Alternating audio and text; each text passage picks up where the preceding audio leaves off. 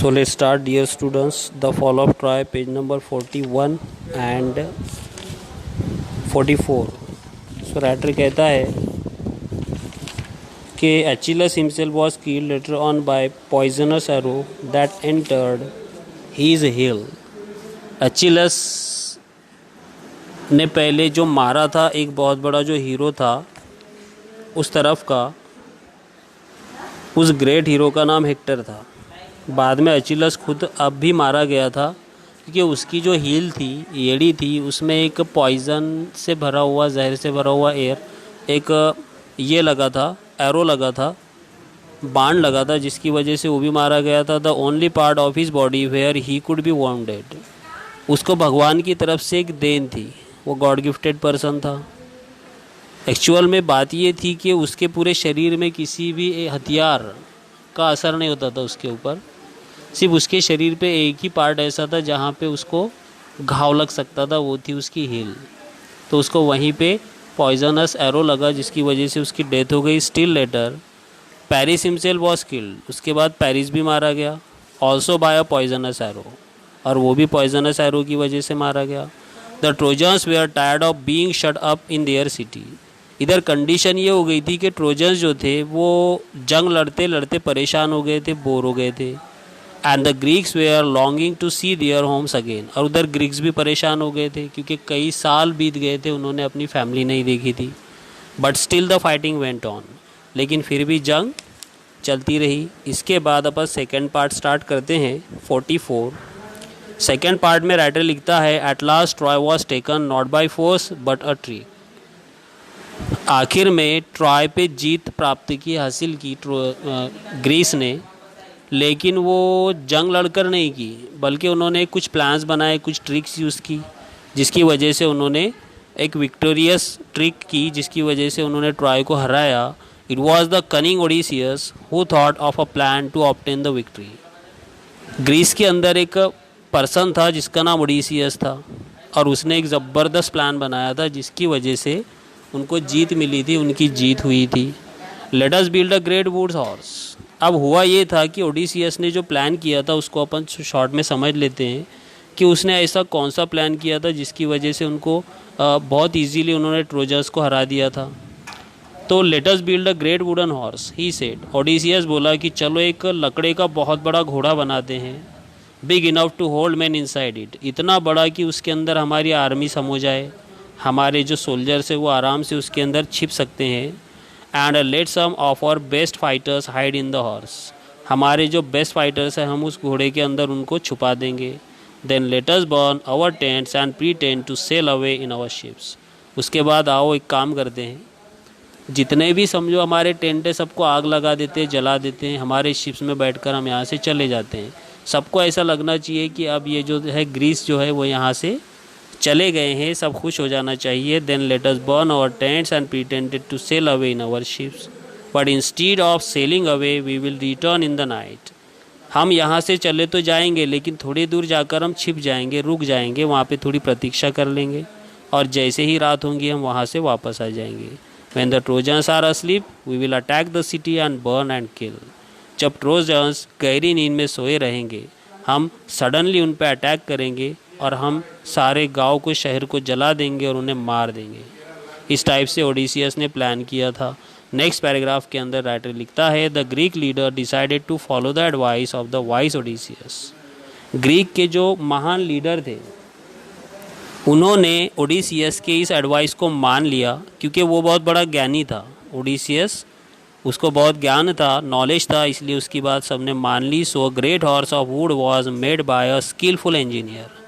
इसलिए एक इतना बड़ा हॉर्स बनाया गया, एक कौशल्यवान इंजीनियर के द्वारा बहुत बड़ा लकड़ी का हॉर्स बनाया गया, घोड़ा बनाया गया। And the greatest heroes Menelaus, Odysseus himself and other entered it. उसके अंदर मेनेलियस नाम का एक ग्रेट हीरो, उधर का योद्धा, और ओडिसियस उनके साथ वो उस घोड़े के अंदर छिप गए। The last man to go in being the architect himself who knew the secret of opening and shutting the entrance. सारे के सारे हीरोज़ को अंदर बिठाने के बाद सबसे लास्ट एंट्रेंस जहाँ से उस घोड़े के अंदर जा सकते थे और बाहर आ सकते थे, वहाँ पे आर्किटेक्ट को बिठाया गया। ताकि वो वही जानता था कि वो डोर को कैसे खोला जाए, कैसे बंद किया जाए। That evening the Greek burn their tents and sailed away in their ships. उस रात उन्होंने क्या किया, शाम में सारे ग्रीक्स ने अपने अपने टेंट्स जला दिए और जहाज़ में बैठकर वहाँ से शिप्स में बैठकर चले गए। But they did not go very far, लेकिन वो ज़्यादा दूर नहीं गए। Only one man was left behind to pursue the Trojans to drag the horse into their city. सारी सेना वहाँ से ग्रीक्स की चली गई, लेकिन एक अपना आदमी उन्होंने वहाँ पे छोड़ दिया ताकि वह आदमी ग्रीस को मजबूर कर दे, ट्रोजन्स को मजबूर कर दे उस घोड़े को शहर के अंदर ले जाने के लिए। ऐसा नहीं कि घोड़ा बनाकर छोड़ दिया, बल्कि एक बंदा वहाँ पे अपना छोड़ दिया ताकि वो मना ले किसको, ट्रोजन्स को। किस बात के लिए, उस घोड़े को अपने शहर के अंदर लेके जाए, क्योंकि वो डायरेक्टली तो वो वार नहीं कर सकते थे शहर पे, क्योंकि बहुत बड़ी दीवार वहाँ पे खड़ी की गई थी। उसके बाद आगे राइटर लिखता है, next day the trojans walk up. दूसरे दिन सुबह हुई, जंग लड़ने का टाइम हो गया, समय हो गया। ट्रोजन्स नींद से जागे, expecting to go out and fight as they had done for the past 10 years। जैसे उन्होंने सोचा था, माना था, एक्सपेक्ट किया था कि चलो 10 साल से यही तो कर रहे हैं, सुबह उठते हैं, दरवाजे से बाहर जाते हैं और जंग लड़ते हैं। आज भी उन्होंने सोचा कि चलो अब सुबह हो गई, बाहर जाना है और जंग लड़ना है। What delight and surprise they felt at the sight they saw on the sea shore outside the walls. जब वो बाहर निकले तो उन्होंने बहुत ही सुंदर दृश्य वहाँ पे देखा, जिसको देखकर उनकी आत्मा तक आनंदित हो गई, खुश हो गई। बहुत ही सुंदर नज़ारा था। It seem that the long siege was over at last. ऐसे लगता था जैसे ये 10 साल से जो जंग चल रही है वो अब ख़त्म हो चुकी है। The tents had been burned.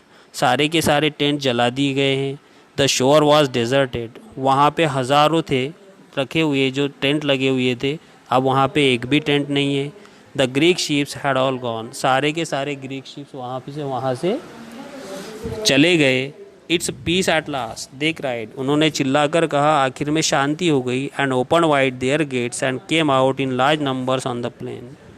और पूरे के पूरे शहर के लोग दरवाजे खोलकर, जैसे पहले घूमते फिरते थे फ्रीली, वो दरवाज़ों को खोलकर मैदान में आ गए समुद्र के किनारे पे। Glad to be free again to go where they pleased. वो बहुत खुश थे, अपनी मर्जी से, अपनी इच्छा से कहीं भी आ जा सकते थे। Then they saw on the sands the huge wooden horse. जब समुद्र के किनारे पे दूर दूर तक वो लोग फैलने लगे तो उन्होंने एक बहुत बड़ा लकड़ी का घोड़ा वहाँ पे देखा। They gathered around it in astonishment. आश्चर्यचकित होकर, हैरत में आकर सारे लोगों ने उस घोड़े को घेर लिया। For it was indeed a wonderful piece of work. और इसलिए उसको सारे लोग घूर रहे थे, उस लकड़ी के घोड़े को, क्योंकि वो बहुत ही ज़्यादा सुंदर दिखाई देता था। As they were wondering how the horse had been built and why it had been left behind. वो सोच ही रहे थे, क्या सोच रहे थे, ये घोड़ा किस प्रकार से बनाया गया होगा और इसे यहाँ पे क्यों छोड़ दिया गया होगा। They found a Greek with his hands Tide together laying under it. तभी उन्होंने वहाँ पे एक ग्रीक को देखा जिसके हाथ बंधे हुए थे, बहुत ही कसकर बंधे हुए थे। वो वहाँ पे ग्रीक उनको मिला। When the Trojans dragged him out the man pretended to be very frightened of them. जब ट्रोजन्स ने उन्हें बाहर खींचकर निकाला उस आदमी को, तो उसने ऐसा दर्शाया जैसे कि वो बहुत ही डर गया हो। When he was commanded to tell them why the Greeks had gone and why they had left this horse behind। जब लोगों ने उससे पूछा कि ये ग्रीक्स क्यों चले गए और उन्होंने ये घोड़ा यहाँ पे क्यों छोड़ा है, he pretended to tremble very much and refused to speak। वो पहले तो कांपने लगा, ऐसे लगा जैसे बहुत डर गया हो, और आखिर में उसने कुछ भी बोलने से मना कर दिया। इसके बाद का पेज अपन नेक्स्ट वीडियो में स्टडी करते हैं। Thank you.